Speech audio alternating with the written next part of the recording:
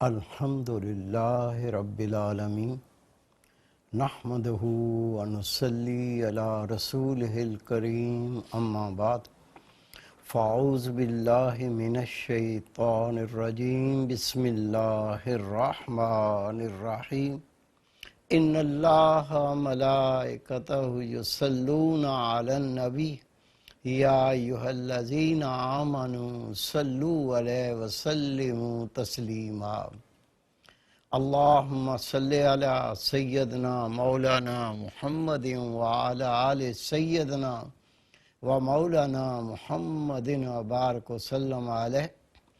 میرے عزیز دوستو، واجہ احترام بزرگو، انتہائی پیارے بیٹو، میری پیاری ماؤں، بہنوں، بیٹیوں، اکثر آپ نے سنا ہوگا کچھ لوگ کہتے ہیں خواب کی کوئی حقیقت نہیں، جو بندہ کام کرتا ہے، جو دن میں خیالات ہوتے ہیں اسی کو خواب میں دیکھ لیتا ہے۔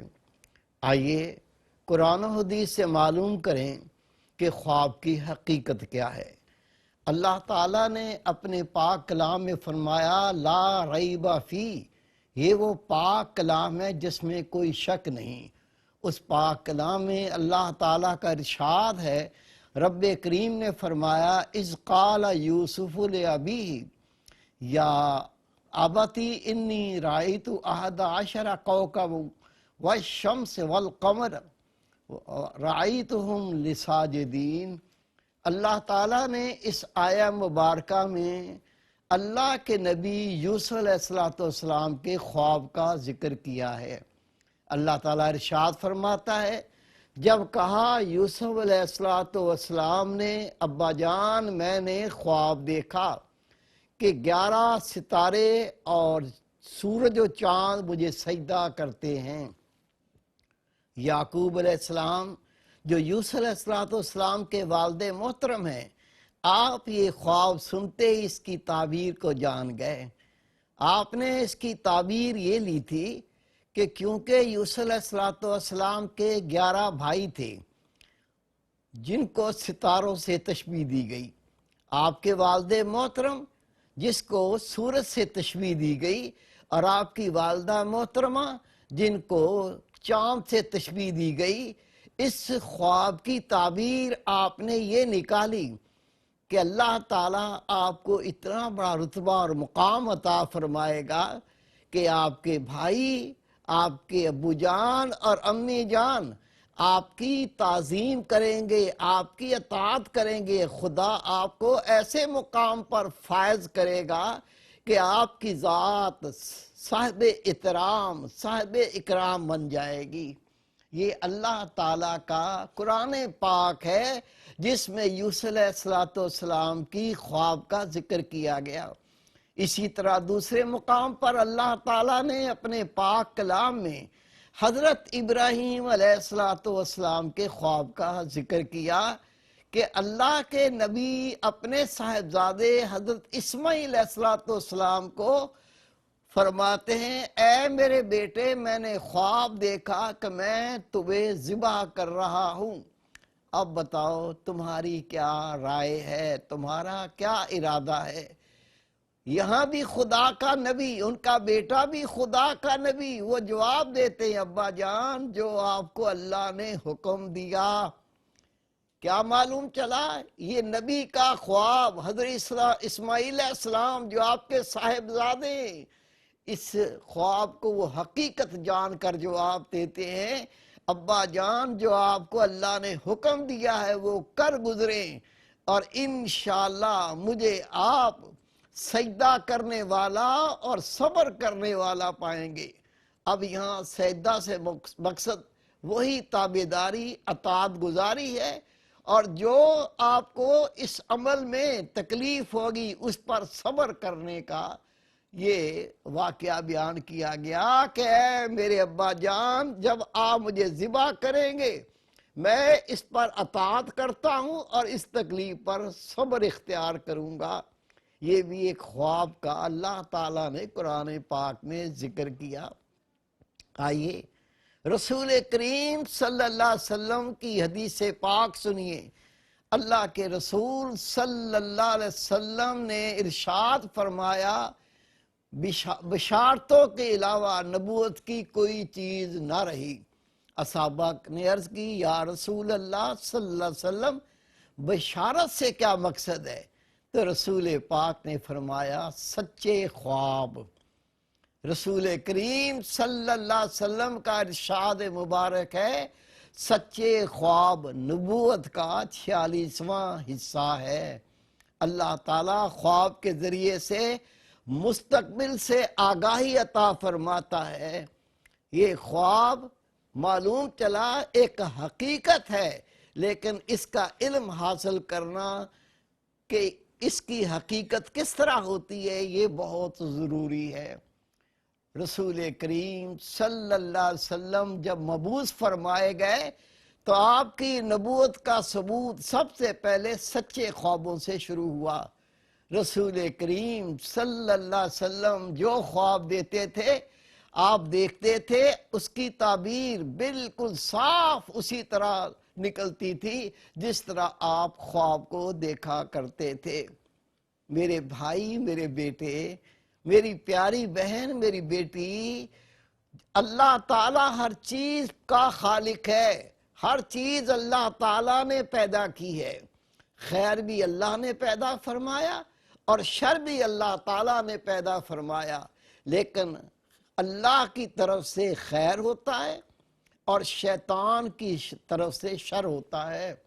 اسی طرح ہمیں معلوم ہونا چاہیے کہ قرآن و حدیث کی روشنی میں خواب بھی اچھے بھی ہوتے ہیں اور برے بھی ہوتے ہیں۔ اچھا خواب اللہ تعالیٰ کی طرف سے ہوتا ہے اور برا خواب شیطان کی طرف سے ہوتا ہے۔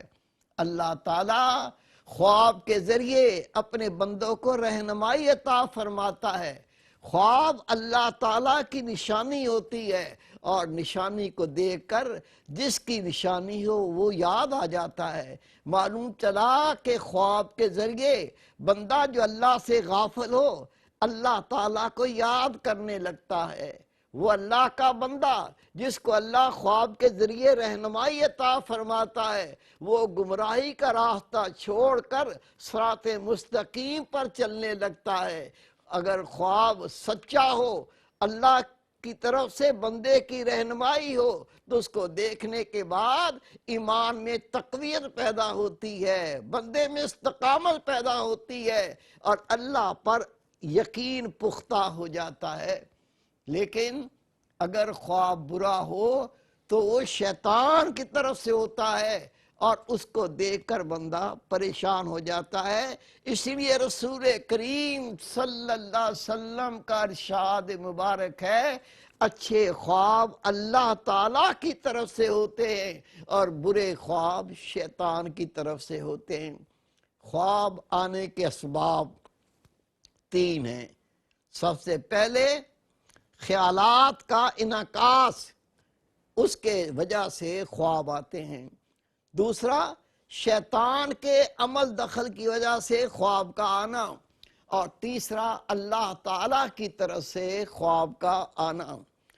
وہ خواب جو خیالات کا انعکاس ہوتے ہیں، ایک شخص کسی سے محبت کرتا ہے، اب وہ دن رات اپنے محبوب کو یاد کرتا ہے، اپنے محبوب کی باتیں کرتا ہے، اپنے محبوب کے تصور میں رہتا ہے۔ وہ محبت اتنا تو غلبہ کرتی ہے کہ وہ اپنے محبوب کے خیالوں سے، اس کی محبت سے باہر نکلنے نہیں پاتا۔ وہ جب خواب اپنے محبوب کے بارے میں دیکھتا ہے تو یہ خیالات کا انعکاس ہوتا ہے جو سارا دن وہ کرتا رہا، وہ خواب کی صورت میں اسے نظر آتے ہیں۔ اسی طرح کوئی چرواہا بکریاں چراتا ہے، سارا دن بکریوں کے ساتھ ان کو ہانکتا ہے، ان کو گھاس کھلاتا ہے، ان کے ساتھ رہتا ہے، اسی کی باتیں کرتا ہے۔ جب رات کو وہ بکریوں کے بارے میں کوئی چیز دیکھتا ہے، خواب میں نظر آتی ہے، تو وہ خیالات کا انعکاس ہوتا ہے، جو دن میں کیا وہی اس نے خواب میں دیکھا۔ یہ خواب کی وہ قسم ہے جسے خیالات کا انعکاس کہتے ہیں۔ دوسری قسم خواب شیطان کے عمل دخل سے انسان دیکھتا ہے، اس میں شیطان بندے کو پریشان کرتا ہے۔ کسی نے خواب میں ایسے گندے معاملہ دیکھے کہ اس کے اوپر غسل فرض ہو گیا، اب غسل کرتے کرتے اس کی نماز قضا ہو گئی، وقت کم تھا، یہ ناپاک ہو گیا، نماز ادا کرنے کے لیے اسے طہارت حاصل کرنی ہے، اب غسل اس پر فرض ہے، غسل کرتے کرتے نماز قضا ہو گئی۔ یہ شیطان نے اسے دینی طور پر نقصان پہنچایا اور اس کو پریشان کیا، یا جماعت کا وقت ہو گیا، نماز با جماعت پڑھنا چاہتا تھا، اس سے پہلے سویا ہوا تھا، سوئے سوئے شیطان نے اس پر غسل فرض کرا دیا، اب غسل کرتے کرتے اس کی جماعت رہ گئی، با جماعت نماز نہیں پڑھ سکا۔ اب یہ بھی شیطانی عمل سے خواب آتا ہے جو اس بندے کو ایمان کو خراب کرنے کے لیے، اس کو پریشان کرنے کے لیے آتا ہے۔ ایسے خواب شیطان کے عمل دخل سے ہوتے ہیں۔ کبھی کوئی بندہ ایسا خواب دیکھ لیتا ہے کہ اس کے اثرات کی وجہ سے اللہ کی عبادت سے دل اچاٹ ہو جاتا ہے، نماز پڑھنے کو دل نہیں کرتا، قرآن پاک کی تلاوت کو دل نہیں کرتا۔ یہ جان لے کہ وہ خواب جو اس کو نماز سے دور کرتا ہے، قرآن پاک کی تعلیم سے دور کرتا ہے، یہ شیطان کے عمل دخل کی وجہ سے ہوتا ہے۔ تو ان سے اللہ کی پناہ مانگنے کا رسول پاک نے اس کے شر سے بچنے کا طریقہ بیان فرمایا۔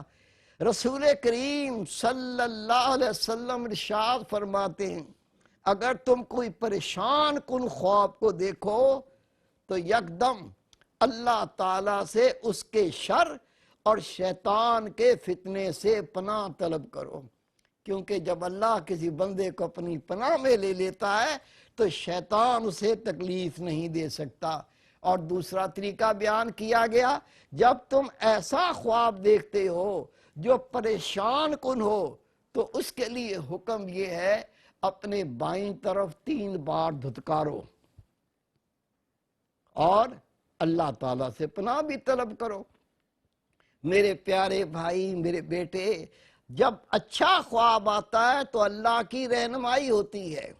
واقعات میں آتا ہے، حضرت بشر حافی رحمت اللہ علیہ، آپ کی بہت ہی پیاری معصوم سی بیٹی تھی، آپ اس سے بہت پیار کرتے تھے، گلے لگاتے، کندھے پہ بٹھاتے، بازار لے جاتے، اس کا انتقال ہو گیا۔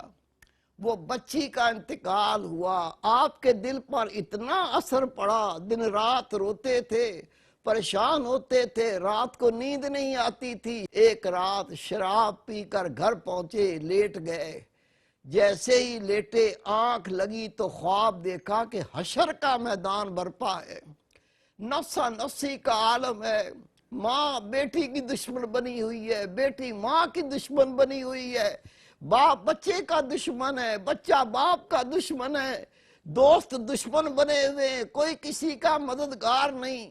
اسی حشر کے میدان میں آپ نے دیکھا کہ ایک اژدہا آپ کے پیچھے لگ گیا، وہ آپ کو کھانا چاہتا ہے، آپ جان بچانے کے لیے آگے لگ کر بھاگے، جیسے ہی تھوڑا آگے گئے، سامنے ایک اللہ کے ولی کو، ایک بزرگ کو، بابا جی کو دیکھا، بھاگ کے بابا جی سے فریاد کی، بابا جی یہ اژدہا مجھے کھانا چاہتا ہے، اللہ کے نام پر میری مدد کریں، اس کو ہٹائیں۔ وہ جو بزرگ تھے، سفید ریش، نورانی چہرہ، کہنے لگے، بیٹا اگر تو نے مجھے طاقت دی ہوتی، اللہ کی قسم میں تیری مدد کرتا، لیکن تو نے مجھے طاقت ہی نہ دی کہ میں قوت سے اس کا مقابلہ کر سکتا۔ ہاں، اس پہاڑ کے پیچھے چلے جا، سامنے پہاڑ موجود تھا، اس کے پیچھے کچھ لوگوں کی امانتیں موجود ہیں، اگر تیری امانت ہوئی تو وہ تیری مدد کرے گی۔ حضرت بشر حافی رحمت اللہ علیہ فرماتے ہیں، میں نے پھر خواب میں ہی وہاں سے میں بھاگا، وہ پہاڑ پر چڑھا، پہاڑ پر چڑھ کر دوسری طرف گیا، دیکھا تو سامنے جنت ہے، اور اس جنت کی جگہ پر وہ بچے موجود ہیں جو نابالغ اللہ کو پیارے ہو گئے تھے، نابالغ جن کا انتقال ہو گیا تھا، ان بچوں میں دیکھا میری وہ بیٹی جس کا وصال ہو گیا تھا وہ بھی موجود ہے. مجھے دیکھتے ہی بابا بابا کرتی بھاگ کے میرے قریب آئی، میرے گلے لگی، میرے بوسے لینے لگی. میں نے کہا بیٹے میرے پیچھے اژدہا لگا ہوا ہے، وہ مجھے کھانا چاہتا ہے، مجھے اس سے بچاؤ. اتنی دیر میں وہ اژدہا پہنچ گیا. اس بچی نے اس کے منہ پر ہاتھ دے مارا، اژدہا پلٹ گیا. میں نے پوچھا بیٹے میں یہ کیا دیکھتا ہوں؟ بچی نے کہا ابا جان یہ حشر کا میدان ہے، اللہ کی قسم یہاں کوئی کسی کی مدد نہیں کرے گا. ابا جان یہ اژدہا تیرے وہ گناہ ہیں جو اژدہا کی صورت میں تیرا پیچھا کر رہے ہیں، تجھے کھانا چاہتے ہیں، تجھے تباہ کرنا چاہتے ہیں. کہا بیٹے پھر میں نے ایک بزرگ بابا جی کو دیکھا، اسے میں نے مدد کے لیے پکارا. اس نے کہا اگر تم مجھے طاقتور بناتا تو میں تیری مدد کرتا، میں بہت کمزور ہوں، میں تیری مدد نہیں کر سکتا. اور اس نے مجھے پہاڑ کے پیچھے جانے کا کہا. کہا بابا جی یہ تیری نیکیاں تھی، تو نے نیکی نہیں کی، گناہ زیادہ کیے. جو چند نیکیاں تھی وہ اس بزرگ کی صورت میں تیرے سامنے آئے. اگر آپ اللہ کی اطاعت کرتے، اللہ کے کام پہ عمل کرتے، یہ بابا جی طاقتور ہو جاتے، پھر آپ کو بچا لیتے. میں نے رو کے کہا بیٹے اب میں کیا کروں؟ بیٹی نے کہا ابا جی جب تک موت نہ آ جائے اللہ توبہ کو قبول کرتا ہے. حدیث پاک ہے جب موت کے فرشتے، روح قبض کرنے والے فرشتے آسمان سے اترتے ہیں، بندے کی عقل کام کرنا چھوڑ دیتی ہے، زبان بند ہو جاتی ہے. اس سے پہلے حدیث پاک ہے کسی نے اتنے گناہ کیے ہوں جتنی سمندر کی جاگ ہے، لیکن وہ اللہ سے سچی توبہ کرے اللہ تعالیٰ اس کے گناہوں کو معاف فرما دیتا ہے. ابا جی آپ گناہوں سے توبہ کریں، اللہ اس کے رسول کی اطاعت کریں. توبہ کرنے سے اللہ پچھلے گناہ معاف فرما دے گا، اور اللہ کی اطاعت کرنے سے اللہ راضی ہو جائے گا، آپ کی آخر سنور جائے گی. حضرت بشر حافی رحمت اللہ علیہ نے، اس زمانے کے بزرگ ہیں، اللہ کے ولی ہیں، سری سکتی رحمت اللہ علیہ، ان کے دست مبارک پر توبہ کی بیعت کی، پچھلے گناہوں سے اللہ سے توبہ کی، اور آئندہ زندگی اللہ اس کے رسول کے حکم مطابق گزاری. اور واقعات میں آتا ہے آپ کو رسول پاک کی زیارت ہوئی. نبی پاک نے فرمایا بشرافی تجھے پتا ہے اس زمانے جتنے اللہ کے ولی ہیں تو سب کا سردار ہے؟ کہتے میں نے رو کے عرض کی یا رسول اللہ صلی اللہ علیہ وسلم مجھے نہیں پتا، اللہ اس کا رسول بہتر جانتے ہیں. نبی پاک نے فرمایا بشر حافی اس زمانے میں جتنے اللہ کے ولی ہیں تو سب کا سردار ہے، اور میں تجھے نہ بتاؤں اللہ تعالیٰ نے تجھے سردار کیوں بنایا؟ میں نے عرض کی یا رسول اللہ ارشاد فرمائیں. نبی پاک نے فرمایا تیرے 3 عمل ایسے ہیں ان کی وجہ سے اللہ تعالیٰ نے تجھے اس زمانے کے تمام ولیوں کا سردار بنایا. میں نے عرض کی یا رسول اللہ وہ کیا عمل ہے؟ نبی پاک نے فرمایا پہلا تو میری سنتوں پر عمل کرتا ہے، اور دوسرا رسول پاک نے فرمایا بشر حافی تو میری امت کے نیک لوگوں سے محبت کرتا ہے، اور تیسرا نیکی کا حکم دیتا ہے، گناہ سے بچنے کی ترغیب دیتا ہے. ان 3 اعمال کی وجہ سے اللہ تعالیٰ نے تمہیں اس زمانے کے ولیوں کا سردار بنایا.